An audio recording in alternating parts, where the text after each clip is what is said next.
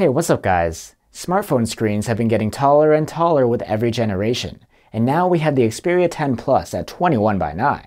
Is this actually practical, and what else does the phone have to offer? I'm Will for GSM Arena, and this is our Xperia 10 Plus review.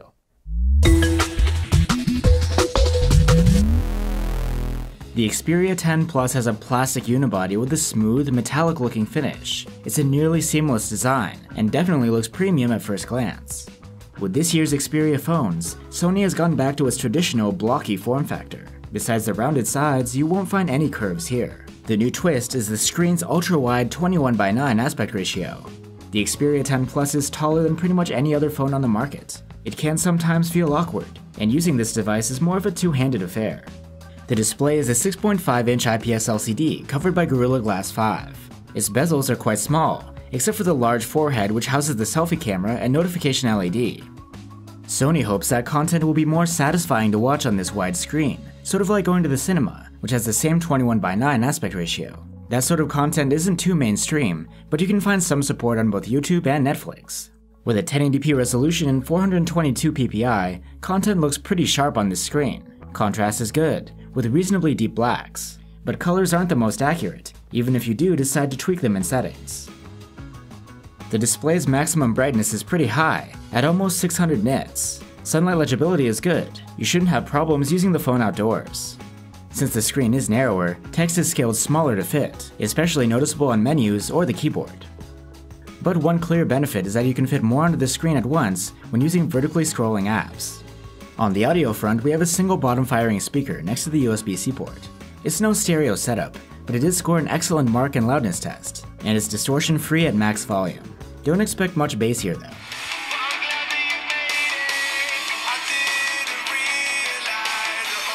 You can also plug in headphones with a 3.5mm jack.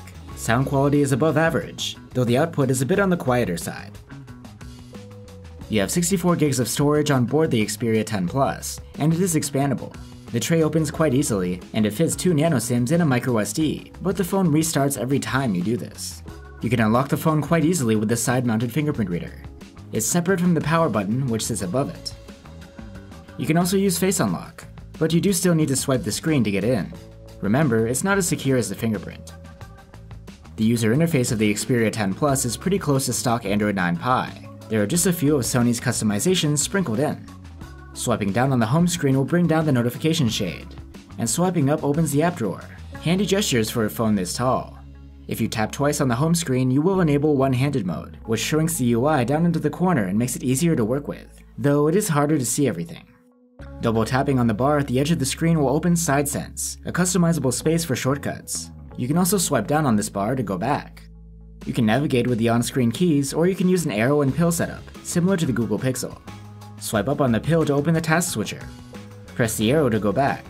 Swipe right on the pill to switch apps, and tap on it to go home.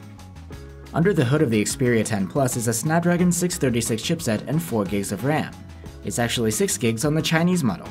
Performance isn't too bad. In CPU benchmarks, it beats phones with a Snapdragon 630, and in GPU tests it's about on par with them. There's no throttling and it's a good daily performer. But there are better options for mobile gaming. Honestly, at this price, we would have expected a more powerful chip. There's a 3000 mAh battery inside the Xperia 10 Plus, actually a bit on the smaller side these days, especially for a mid-ranger. It does a decent job though, scoring an endurance rating of 78 hours in our proprietary battery tests.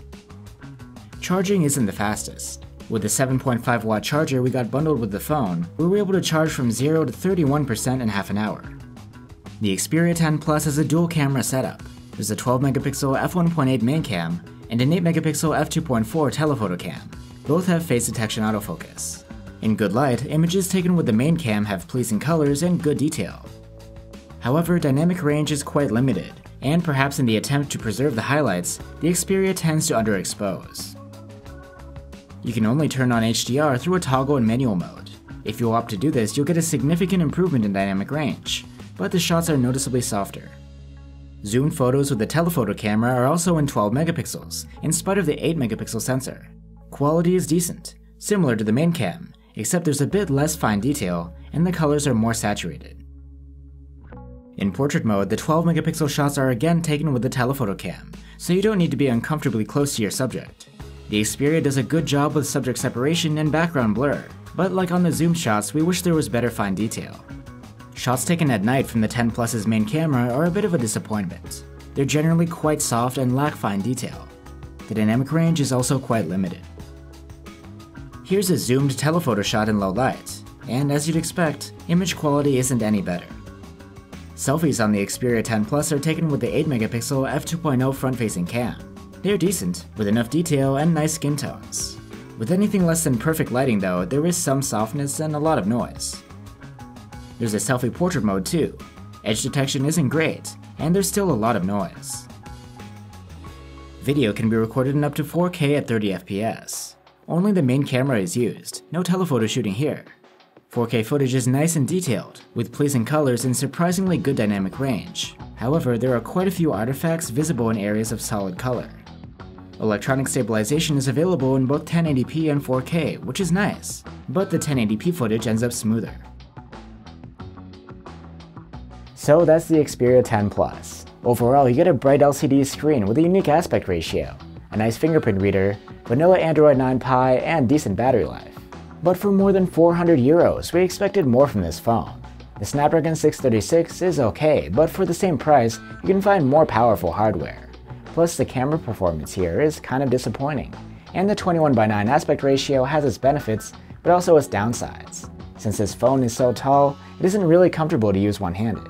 The Xperia 10 Plus is not a bad phone, but there's a lot of competition that can offer more and at a better price. If you really love the new aspect ratio, then it might be worth looking into, but otherwise the 10 Plus is tough to recommend. Thanks for watching. If you're interested in the full test findings of the Xperia 10 Plus, or want to compare it to some other phones, you can stop by gsmarina.com. We'll leave a link in the description below. See ya!